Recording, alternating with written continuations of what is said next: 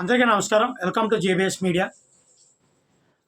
రఘురామరాజు గారు చేసిన సంఘటన విషయంలో దాన్ని మరింత పొడిగిస్తూ రఘురామరాజు గారు ఇచ్చిన స్టేట్మెంట్లు చూస్తుంటే ఒక విధంగా ఇబ్బందిగా అనిపిస్తుంది. ఆయన మళ్ళీ దానికి సంజాయిషి కోరుతున్నట్టుగా అనిపిస్తుంది.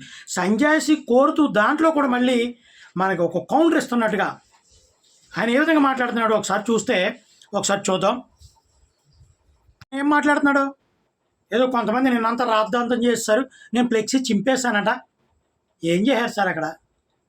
ఏం చేయరు మీరు?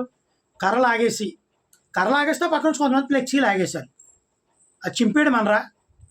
మరొక విషయం, నాకు అంబేద్కర్ అంటే అపరమైనటువంటి గౌరవం ఉంది. మేము అన్నామా? మీరు చేసిన కార్యక్రమం తప్పు సార్, అలా చేయకూడదని అన్నాం తప్ప నీకు అంబేద్కర్ మీద గౌరవం లేదు అని మేము అన్నామా? మరి ఇంకొకటి, ఇందులోకి మళ్ళీ ఇంకో విషయం లాక్కొస్తున్నాడు. ఒకసారి చూడండి ఏం లాక్. ఆ ఫ్లెక్సీ తీసి ఇప్పుడు మళ్ళీ అంబేద్కర్ గారి విగ్రహం వెనక అదే కట్టుకున్నారు. నిన్న పబ్లిసిటీ అంతా నేనేదో చింపేశానండి. నేనేమన్నా కుసంస్కారణ? మీకన్నా ఎక్కువ గౌరవం ఉంది నాకు అంబేద్కర్ గారు అంటే. ఇప్పుడు ఇది వ్యతిరేకిస్తున్న క్రిస్టియన్స్ అందరికన్నా కూడా అంబేద్కర్ గారు అంటే నాకు గౌరవం ఉంది. ఏం తీసుకొస్తున్నాడు చూసారా? పవన్ కళ్యాణ్ గారి ఫ్లెక్సీ మీ చర్చిల దగ్గర కడితే మీరు ఊరుకుంటారా? అంటే ఇక్కడ అంబేద్కర్ ఇష్యూ జరిగింది, ఇక్కడ చర్చిల మధ్యలో ఏంటి? మీ క్రిస్టియన్స్ ఏంటి? అసలు ఏం మాట్లాడుతున్నారు మీరు? ఇక్కడ ఒక కులం గురించి మాట్లాడుతున్నాం. కులం వేరు, మతం వేరు. మతం అనేది చాలా కులాల్లో.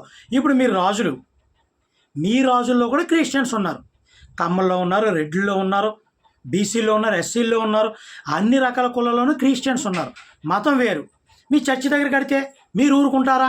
మళ్ళీ మతాలు అవుతున్నాయి ఇందులోకి. నువ్వు చేసిన తప్పు ఏంటంటే ఎస్సీలు అందరూ క్రిస్టియన్సు అంటే దీన్ని మరొక రకంగా, అంటే గతంలో మనువాద విధానాల్లో ఏమైనా ఉండేదంటే ఫస్ట్ కులాలుగా డివైడ్ చేశారు. కులాలుగా డివైడ్ చేసి కొంతమంది కులాలని అణిచివేడే ప్రయత్నిస్తుంటే కొంతమంది ఏకమవడే ప్రయత్నించారు. ఎస్సీ, ఎస్టీ, బీసీలు. ఇందులో మతాన్ని చొప్పించి కొన్ని కులాలని మతం అందకుండా చేశారు, కొన్ని కులాలకు మతాన్ని అందేలా చేశారు. మతం అందిన కులాలన్నీ కూడా మతం వైపుకి వెళ్ళినాయి. మతం అందిన కులాలు వేరే మతాలు అలాగలా వెళ్ళిపోయినాయి. ఇప్పుడు ఏం చేస్తారు? ఒక కులం మీద జాడి చేస్తే వాళ్ళు కులపరంగా కానీ అణిచివేయబడుతున్న కులాలు కానీ ఏకమవుతున్నాయి అనిపించుకొని మతాన్ని హైలైట్ చేసేవారు. ఈ అణిచివేతపడుతున్న కొన్ని కులాల్లో మతాలు మళ్ళీ అది పైగా చెప్పబడుతున్న కులాల్లో కలిసి ఉండేవి. ఈ విధంగా విభజించేవారు గతంలో. ఇప్పుడు అదే విధానాన్ని తీసుకొస్తున్నారు. ఇప్పుడు నువ్వు చేసింది ఏంటి? ఫ్లెక్స్ని చంపడం, లాగేయడం. దాన్ని మళ్ళీ పవన్ కళ్యాణ్ గారి విగ్రహాల్లో, పవన్ కళ్యాణ్ గారి యొక్క ఫ్లెక్స్లో చర్చలు ఎదురుకుండా కడితే మీరు ఊరుకుంటారా? అసలు అక్కడ హిందూ దేవాలయాలు, గుళ్ళు ఉన్నాయండి. అక్కడ ముందు హిందూ గుళ్ళు ఉన్నాయా? అంబేద్కర్ బొమ్మ ఉందా?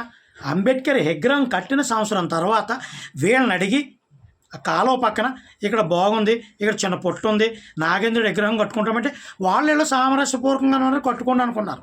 ఈ నీకులాంటి రాజకీయ అంటే అనకూడదు కానీ లూగాళ్ళు అందరూ వచ్చేసి ఇప్పుడు మతాలు, కులాలు, విధ్వంసాలు ఇన్ని సంవత్సరాలు బట్టి లేని కూడా ఇప్పుడు ఎందుకు వచ్చింది?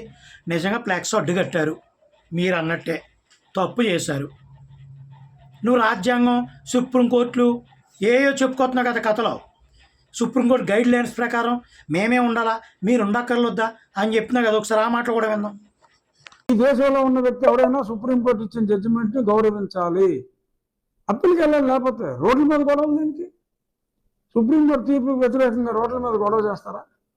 మా హిందూ దేవాలయాలకు అడ్డంగా మీరు ఫ్లెక్సీలు పెడితే, మా దేవాలయానికి వెళ్తే ఎస్సీ, ఎస్టీ కేసులు పెడతామని మీరు అంటే మేము మా నువ్వేం మాట్లాడుతుంది? సుప్రీంకోర్టు గైడ్ లైన్స్ అంటే నీ ఆలోచన విధానం ఏంటి? ఇప్పుడు నువ్వు చేసింది ఫ్లెక్స్ చింపడం, అది కరెక్టా? ఒక వ్యక్తి తప్పు చేశాడండి, ఓకే తప్పే చేశాడు అని పీకేస్తావు, వెళ్ళి 4 పీకేస్తావాడిని. అదే చట్టమా? అదే చెప్పిందో సుప్రీంకోర్టు. ఇప్పుడు అక్కడ ఫ్లెక్స్ అడ్డుగా కట్టారు, మీరు చెప్పింది కరెక్టే, తప్పు చేశారు. తప్పు అనుకుందాం ఓడి నువ్వు అన్నట్టు. నువ్వు దాన్ని ఏ విధంగా చేయాలి? ఆకున్న పెద్దల్ని, దళిత పెద్దల్ని, ఇటువైపు ఉన్న హిందూకు సంబంధించినటువంటి అంటే ఆడ కాపులా మరొక వర్గమా? ఎందుకంటే అక్కడ జనసేన జెండాలు ఎక్కువ ఉండే వాళ్ళే కనపడుతున్నారు. అక్కడ వాళ్ళ పెద్దలకు వచ్చి పెట్టి ఓరు బాబు ఇది కరెక్ట్ కాదు, ఇక్కడ ఫ్లెక్స్ ఉంది పక్కన పట్టుకోండి. మీరు ఎలా వెళ్ళండిరా?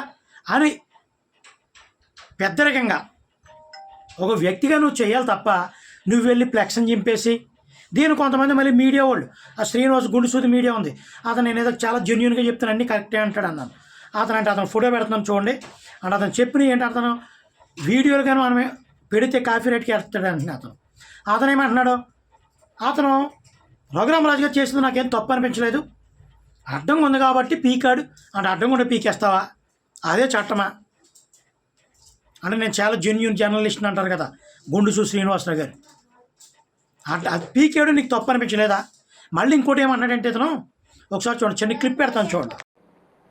సో అది ఒకసారి అర్థం చేసుకోవాలి. అలాగే ఒకవేళ అంబేద్కర్ గారికి అవమానం జరిగితే అది దళితులకు అవమానం జరిగినట్టు ఎందుకు అనుకుంటారు? అంబేద్కర్ గారు ఏమి దళితుల ఆస్తి కాదు కదా. అంబేద్కర్ గారికి అవమానం జరిగితే దేశం మొత్తానికి అవమానం జరిగినట్టే కదా. అంబేద్కర్ గారు మన దేశానికి ఒక ఆస్తి, ఒక మేధ అంటున్నారు.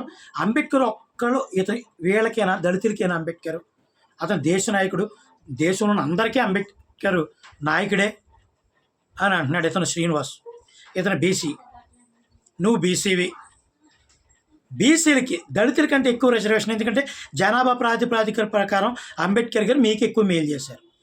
మీ బీసీ పేటలో ఎక్కడన్నా అంబేద్కర్ బొమ్మ ఉందా? నువ్వు వేయించగలిగావా నీ పేటలో? అందరికీ నాయకుడు అంటున్నావు కదా. నువ్వు ఎప్పుడన్నా ఏప్రిల్ 14 కానీ ఎప్పుడన్నా అంబేద్కర్ బొమ్మకి ఈ మధ్యలో వేసావా? తెలిసిన నాలెడ్జ్ ప్రకారం నువ్వు చెప్పు.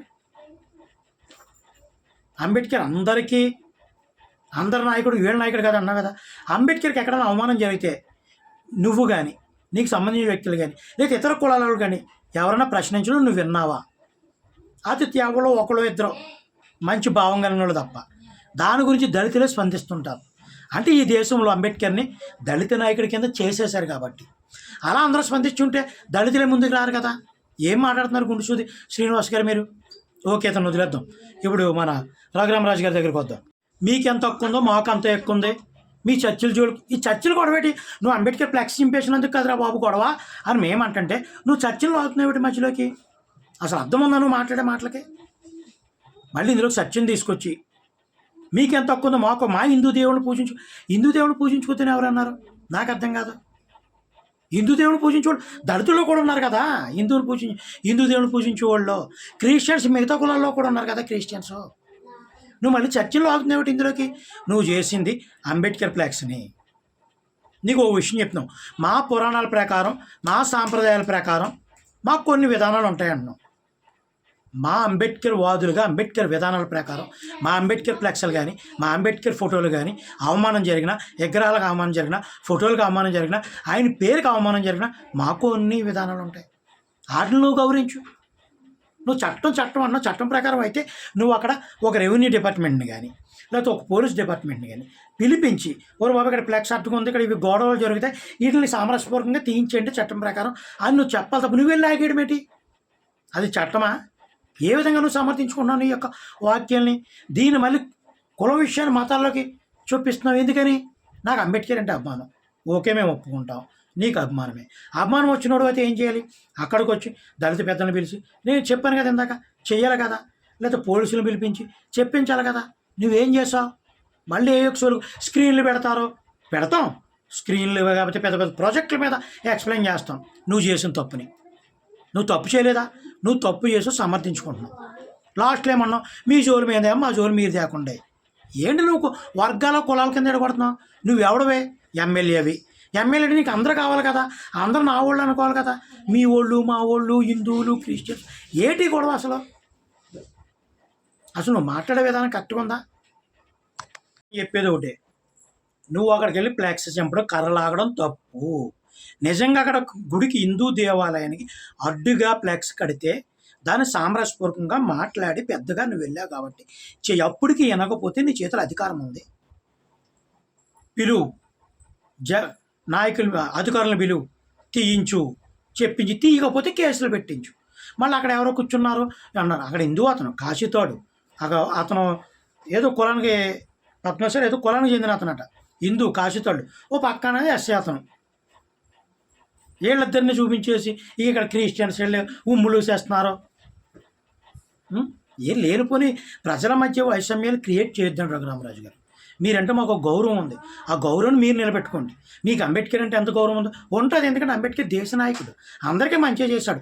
నిన్ను జగన్మోహన్ రెడ్డి కొట్టినప్పుడు నీకు మంచి జరగడానికి గల కారణం డాక్టర్ బిఆర్ అంబేద్కర్ రాసిన రాజ్యాంగ విధానాలు. అందుకని నీకు గౌరవం ఉండొచ్చు, మీకు గౌరవం ఉండొచ్చు. సారీ, అది ఎవరికైనా గౌరవం ఉంటుంది. కొంతమంది మూర్ఖులు ఏదో కులహంకారంతో గౌరవం లేదంటారు. మీరంటే మాకు గౌరవం. మీరు కూడా ఇప్పటికైనా ఇంకా వాదోవాదనలు వదిలేసి మంచిగా ఉంటారని మనస్ఫూర్తిగా కోరుకున్నాం. జై భీమ్.